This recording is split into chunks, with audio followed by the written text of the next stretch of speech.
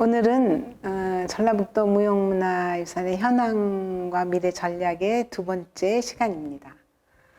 지난 시간에 예고한 바와 같이 오늘은 전라북도 안에 있는 그런 무형문화유산의 그런 현황이 어떻게 지금 되어 있으며 그 특징이 뭔지 하는 거에 초점을 맞춰서 설명을 드리겠습니다. 그래야지 도대체 어떤 특징이 있다는 건지, 그냥 많다는 것만이 특징인지, 이런 거를 좀 우리가 좀 알아야 되죠. 우리가 많이 있다, 정말 뭐 좋은 게 있다, 이런 정도 굉장히 애매모호한 그런 거보다는 우리가 이럴 때는 다른 지역과 어떤 점에서 구별될까 하는 거를 먼저 알아볼 필요가 있을 것 같고요. 또 전라북도가 지정하고 있는 무형문화재를 중심으로 해서 좀 더 구체적으로 전라북도는 지금 어떤 무형문화 정책을 쓰고 있는지, 그래서 그 특징이 뭔지 하는 걸 먼저 파악을 해야지 우리가 앞으로 미래 전략도 세울 수 있고, 그다음에 그걸 활용해서 어떻게 해야지 좀 더 발전된 그런 정책 혹은 보호 혹은 전승 이런 게 이루어질 수 있을지를 좀 짚어볼 수가 있을 것 같습니다. 그래서 제가 지정문화재 현황 하는 거를 보여드리고자 합니다.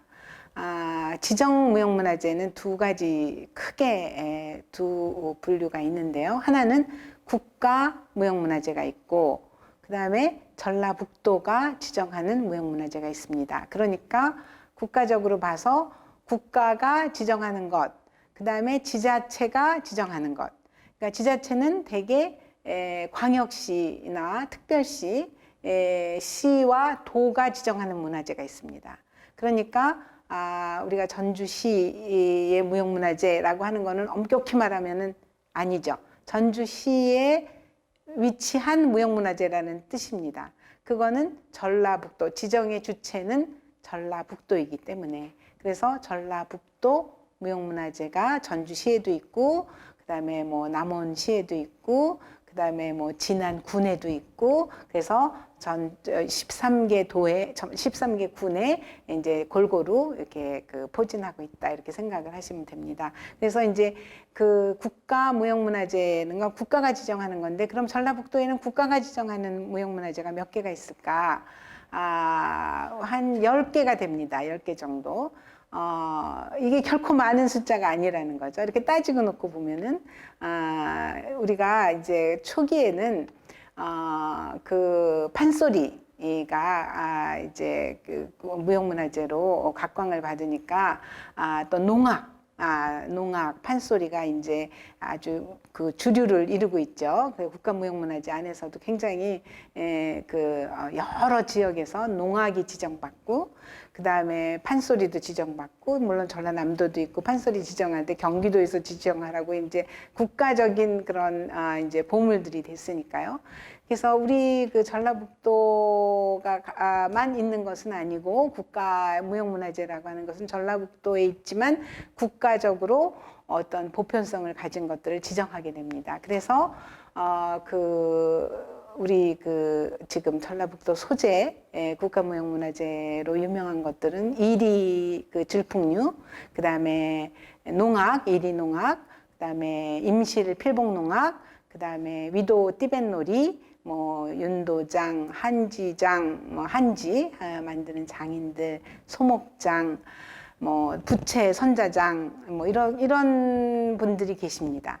근데 이제 전라북도에서 지정한 무형문화재는 또 여전히 지금 현재 67종목, 한 90명 정도, 단체는 한 7개 단체 정도가 있습니다. 근데 이거는 조금 더 적극적으로 좀 지정을 해야 되지 않을까, 이런 생각이 드는데, 물론 여러 가지 기준에 맞아야 되고, 뭐 이렇게 우리가 엉터리 같은 그것들을 종목을 지정할 수는 없죠. 그럼에도 불구하고 우리가 어떤 방향으로 무형문화재를 앞으로 좀 더 보호하고 관리해야 되는가 하는 것들이 이제 현재 우리 현황을 보고 한번 파악을 해보기로 하겠습니다. 전라북도는 음악 종목이 단연 많습니다. 15개 종목에 3개 단체가 있고요. 그 다음에 무용도 많이 있습니다. 7개 종목, 종합연희에 해당하는 뭐 이리향제, 그러니까 질풍류나 농악 이런 게 이제 종합연희 쪽으로 우리가 넣을 수 있다면 한 6개 종목, 놀이의식에 9개, 뭐 공예도 많이 있습니다. 공예가 무려 26종목이 지정되어 있습니다. 또 음식도 있고, 그리고 그 다음에 무예 종목, 태권도가 최근에 올라갔는데요. 이렇게 그 지정 무형문화재들이 우리 전라북도가 이제 평균은 돼요. 뭐 못 미치진 않지만 그래도 우리가 가지고 있는 자원에 비해서 조금 더 많은 지정 보호 관리를 받았으면 좋겠다. 제가 왜 그런 얘기를 하냐면 아까 첫 번째 시간에서도 말씀드린 바와 같이 무형의 자원들은 우리가 소홀한 틈을 타서 사라지고 있다는 거죠. 어떻게 사라지느냐? 보통 무형문화재의 주체가 되는 건 사람들입니다. 장인이나 예인이나 사람들이. 마을 공동체, 마을 주민들이 가지고 있는 여러 가지 뭐 전통 지식 이런 것들도 다 사람을 통해서 전승이 되기 때문에 그런 기능이나 예능이나 지식을 가지고 있는 분들이 돌아가시면 없어지는 거죠. 그래서 요새 최근 굉장히 유행하는 말이 하나 있죠. 뭐 노인이 한 명 돌아가시면은 뭐 박물관 하나가 사라지는 것 같다 이런 말을 늘상 하면서 사실은 말은 그렇게 하는데 우리가 정말 이 전통 문화를 잘 보유하고 있는 분들을 얼마만큼 우리가 우대를 하고 또 존경하면서 그거를 전승하려고 하는가 하는 거에 반성을 좀 해볼 시간이 됐다는 거죠. 우리가 잘 알고 있는 전라북도의 부채, 아주 대표적인 공예 기술이죠. 근데 제가 만난 선자장 분들이 다 소연하시는 게 뭐냐, 전승이 끊길 위기에 처했다라는 거죠. 선자장은 부채 만드시는 분들인데 부채 만드시는 국가무형문화재 우리 김동식 선생님이 계신데 물론 이제 우리가 도 지정 무형문화재로도 이제 여러분이 계십니다. 선자장이. 근데 이분들이 한결같이 전승 체계의 걱정과 우려를 하고 계세요.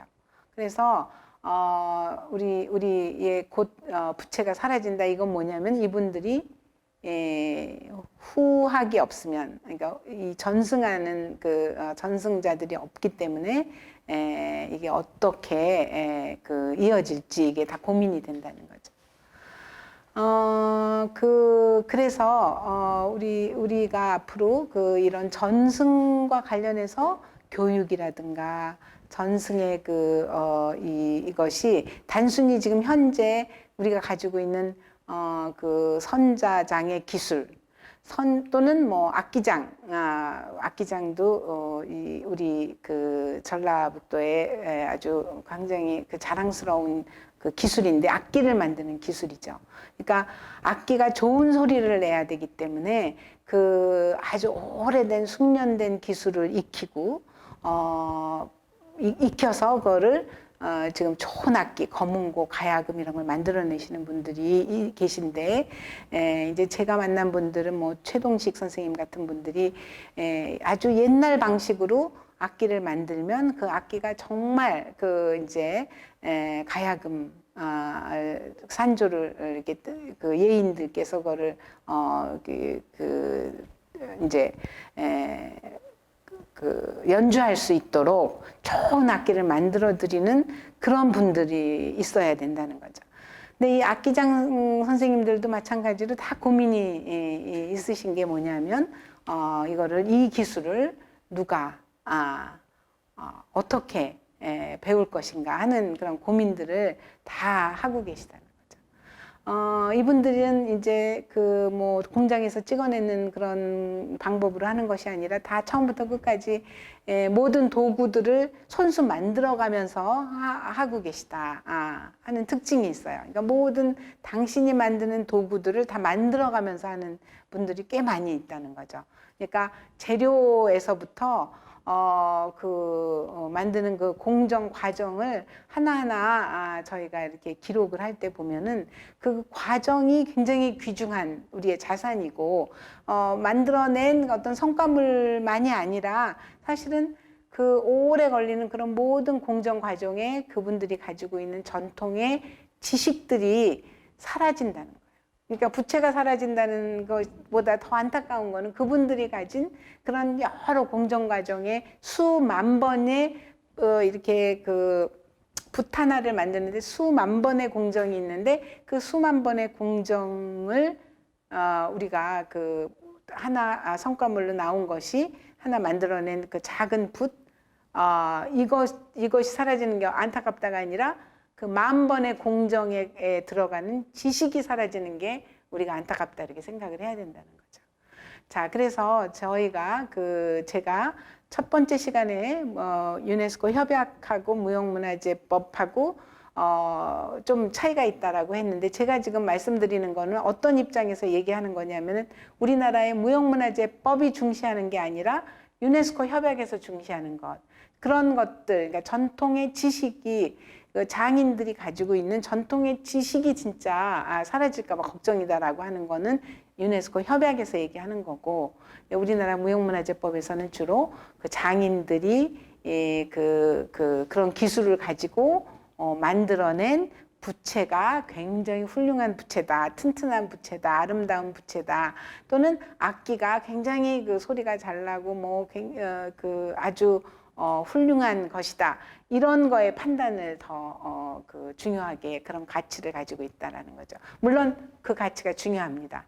그 가치가 중요하지 않다는 게 아니고, 다만 그 성과로서, 그러니까 결과물로서의 어떤 최종 물건이라고 하는 유형적인 것보다 사실은 우리가 조금 더 고민해야 하고 조금 더 이렇게 우리가 보호 관리를 해야 되는 거는 그분들이 가지고 있는 지식의 차원이고, 그분들이 가지고 있는 그런 여러 가지 경험에 축적된 경험, 이런 것들이 무형의 유산이다라는 거죠. 그 분명합니다. 그래서 그 유네스코 쪽에서는 결과물이 이게 굉장히 우월하다, 수월하다, 우수하다라는 것보다 그 과정에 있어서 이게 전통 정말 그 오래 내려온, 조상으로부터 내려온 그 지혜가 다 담겨진 것으로 해서 우리가 보기에는 예를 들면 페루의 다리 만들기 이런 게 이제 유네스코 인류 무형문화유산 대표 목록으로 올라갔는데, 밧줄로 만들어 놓은 그 다리가 인류 무형문화유산으로 지정을 받았다는 것은, 그러니까 우리나라의 그 기존의 무형문화재, 그러니까 우리나라 기존의 문화재법 하에서는 좀 이해가 되지 않은 부분들이 있다는 거죠. 근데 그거는 왜냐하면은 그 지역에서 오랫동안 아주 산악지대에서 그러한 그 선조들의 그 전통적인 지혜를 담아서 그 산악지대에서 다리를 놓을 수 있는 유일한 방법이고, 그런 그 다리를 통해서 두 마을이 서로 교류할 수 있는 그런 어떤 굉장히 중요한 다리가 되기 때문에 그런 그 다리 놓기라고 하는 것들을 우리 그 인류의 자산으로 우리가 기리자라는 뜻에서 지정을 하는 겁니다. 그래서 그 유네스코 협약에서는 무형문화유산의 범주를 5가지로 정하고 있는데, 우리나라에서는 예를 들면 과거의 문화재법 하에서의 무형문화재의 범주는 크게 2가지였습니다. 전통, 기능, 전통, 예능. 그러니까 기예능 중심이었다는 거죠. 그런데 협약이 나오면서 어떻게 우리나라 법도 바뀌었냐면, 제가 2016년에 신법, 즉 무형문화재법이 문화재법에서 이렇게 브랜치 아웃해서 나왔다고 얘기했는데, 그 유네스코 협약이 절대적인 영향을 줬다는 거죠. 네, 여기에서는 어떤 것들이냐면 예를 들면 공연 예술, 이건 우리나라에서 지금까지 해왔던 거고, 그 다음에 사회적 관습, 의례, 그리고 축제 이런 것들이죠. 우리는 이런 부분에 대한 것들은 없었습니다. 그 다음에 세 번째, 자연과 우주에 대한 지식, 이런 것들은 우리는 아직도 지정을 꺼리고, 지정해야 되나? 이런 분야가 바로 이겁니다. 지식, 전통 지식, 자연과 우주에 대한 지식. 또 그 다음에 공예 기술, 이건 우리가 지금까지 해왔던 거고요. 그 다음에 구전 전통이 있습니다. 구전 전통 우리나라에서는 한 건도 없습니다.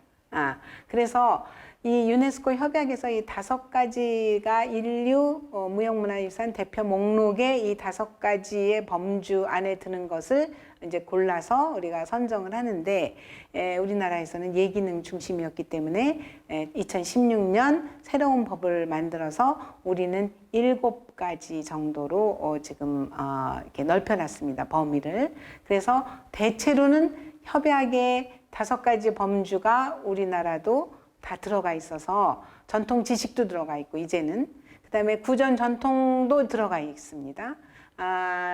그리고 축제, 뭐 전통 놀이, 뭐 기예 무예 이런 거 다 들어가게 됐고, 사회적 의식이나 의례 이런 것들도 이제 물론 과거에도 있었지만 이제 이런 무형문화재법이 범주가 훨씬 이제 넓혀져 있다라는 거죠. 자, 그래서 지금 그 새로운 우리 전라북도에서도 국가의 그 무형문화재법이 시행되면서 곧바로 우리가 전국에서 제일 먼저 그 조례를 만들어서 시행한 지방자치단체가 전라북도다라고 얘기했는데, 2016년 3월에 새로운 조례가 나와서 제정된 것을 보면 여전히 국가에서 한 거하고 똑같이 그 전통 공연도 있고, 전통 지식도 들어있고, 그 다음에 구비 전승도 있고, 그 다음에 뭐 여러 가지 놀이, 축제, 기예, 무예 다 들어가 있다는 거죠. 자, 문제는 2016년 새로운 조례가 시행돼서 제가 그러면 새롭게 지정된 17가지 종목이 있는데, 이런 것들이 그런 어떤 게 새로운 건가 이렇게 찾아봤습니다.